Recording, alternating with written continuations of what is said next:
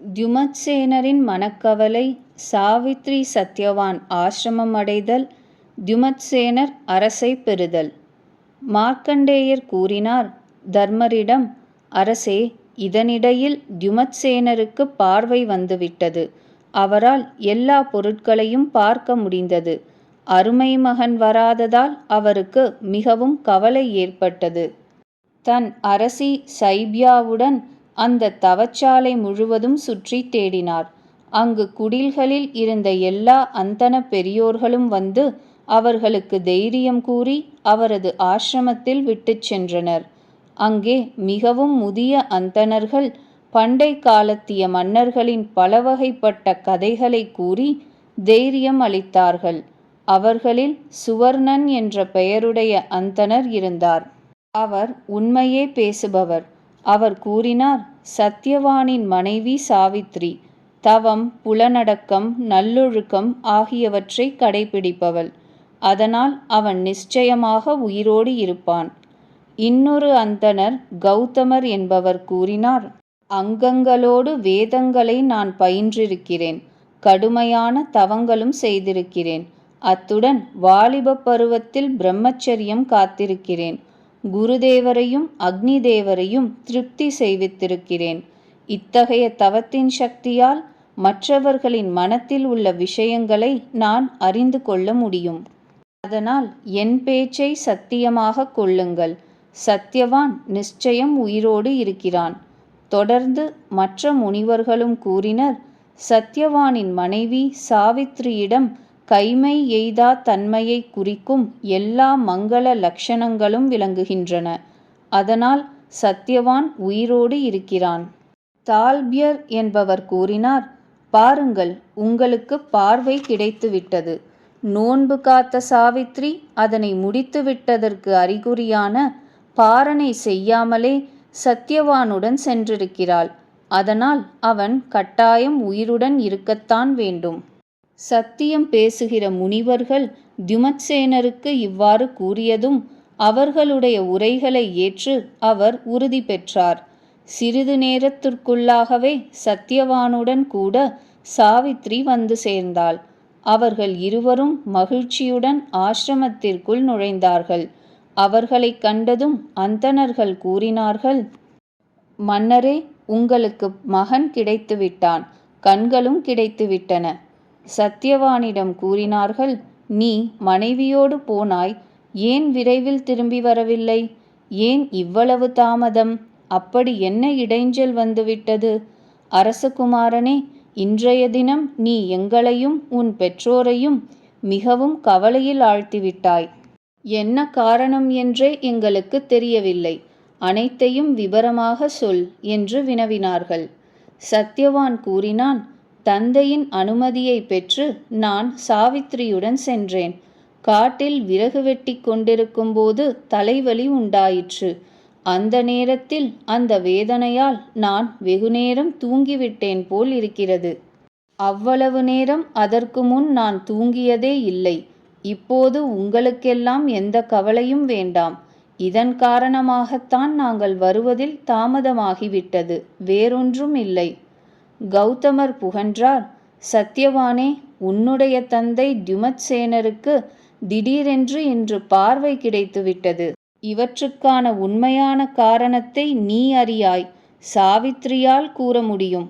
சாவித்ரி தேவி, நாங்கள் உன்னை உன்னுடைய தனிப்பண்புகள் காரணமாக சாக்ஷாத் சாவித்ரி பிரம்மாணி பிரம்மசக்திக்கு இணையாகவே கருதுகிறோம். உனக்கு கடந்த கால எதிர்கால விஷயங்களை பற்றிய ஞானம் உண்டு. நீ இதற்கான காரணத்தை நிச்சயமாக அறிவாய். எங்களுக்கு அதை கேட்கும் விருப்பம் இருக்கிறது. ரகசியம் இல்லை என்றால் எங்களுக்கு கொஞ்சம் சொல்லலாமே. சாவித்ரி கூறினாள், நீங்கள் என்ன நினைத்து கொண்டிருக்கிறீர்களோ அது மெய்தான். தங்களுடைய கருத்துக்கள் பொய்யாக போக மாட்டா. என்னை பற்றிய விஷயமும் தங்களிடமிருந்து ஒளிக்கப்படவில்லை. அதனால் எது உண்மையோ அதனை சொல்கிறேன். செவிசாய்த்தருளுங்கள். ஒரு குறிப்பிட்ட நாளில் என் கணவரின் மரணம் நேரும் என்று நாரத முனிவர் என்னிடம் கூறியிருந்தார். இன்றைய தினம்தான் அந்த நாள். அதனால்தான் இவரை தனியாக காட்டுக்கு செல்ல விடவில்லை. இவர் தூங்கிக் கொண்டிருந்த பொழுது யமராஜனே நேரில் வந்து இவரை பாசக்கயிற்றால் கட்டி எடுத்துக்கொண்டு தெற்கு திசையை நோக்கிச் சென்றார்.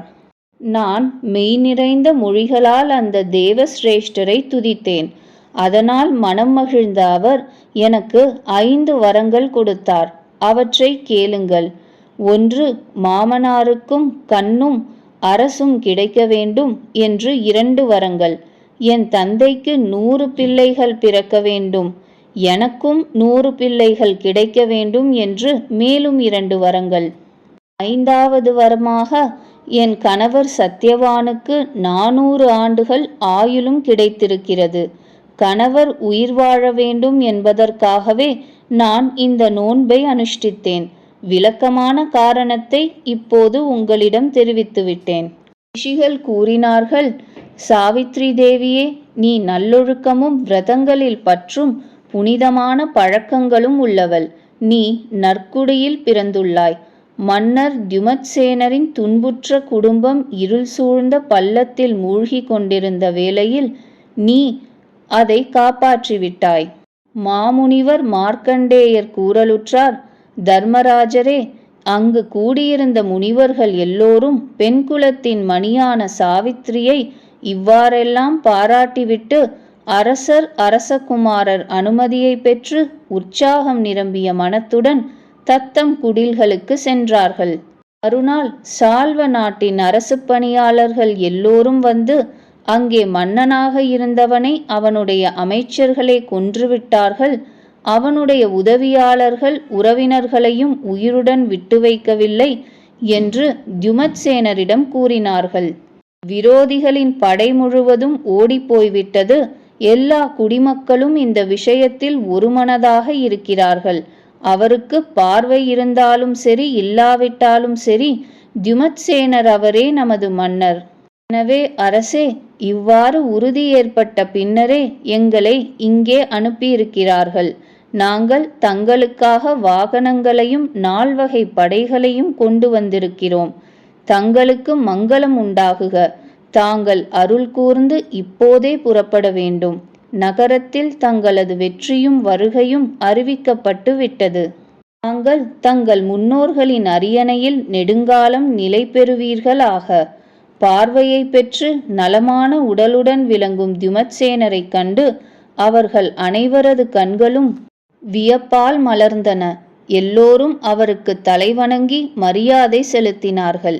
அரசர் ஆசிரமத்திலுள்ள வயோதிக அந்தணர்களை நமஸ்கரித்து அவர்களால் உரிய வண்ணம் பதில் மரியாதை செய்ய பெற்று தனது தலைநகரை நோக்கி செல்லலானார். அங்கு போய் சேர்ந்ததும் புரோகிதர்கள் மிக்க மகிழ்ச்சியுடன் அவருக்கு முடிசூட்டினார்கள். சத்யவானை இளவரசர் ஆக்கினார்கள். பின்னர் வெகுகாலம் சென்று போரில் புறமுதுகு காட்டாத வீர சூரர்களான 100 பிள்ளைகள் சாவித்திரியிடம் உண்டானார்கள். இவ்விதமே மற்ற நாட்டு மன்னரான அஸ்வபதியின் அரசி மாலவியின் வயிற்றில் 100 புதல்வர்கள் தோன்றினார்கள். இவ்வாறாக தன்னுடைய தாய் தந்தையர், மாமனார் மாமியார், கணவர் ஆகியோரின் குலத்தை இக்கட்டிலிருந்து மீட்டுவிட்டாள் சாவித்ரி. இதுபோலவே சாவித்திரியை போன்று நல்லொழுக்கம் உற்றோரால் விரும்பத்தக்க இயல்பு, மங்கள பண்புகள் படைத்துள்ள திரௌபதி உங்கள் அனைவரையும் கைதூக்கி விடுவாள். வைசம்பாயனர் புகன்றார், அரசே, இவ்வாறு மார்க்கண்டேயரால் அறிவுறுத்தப்பட்ட மாமன்னர் யுதிஷ்டிரர் சோக தாபங்களிலிருந்து விடுபட்டு காமியக வனத்தில் வசிக்கத் தொடங்கினார். மிக புனிதமான சாவித்திரியின் வரலாற்றை மிகவும் ஆர்வத்துடன் கேட்பவர் தமது எல்லா விருப்பங்களும் நிறைவேற பெற்று மகிழ்வர். ஒருபோதும் துயருற மாட்டார்.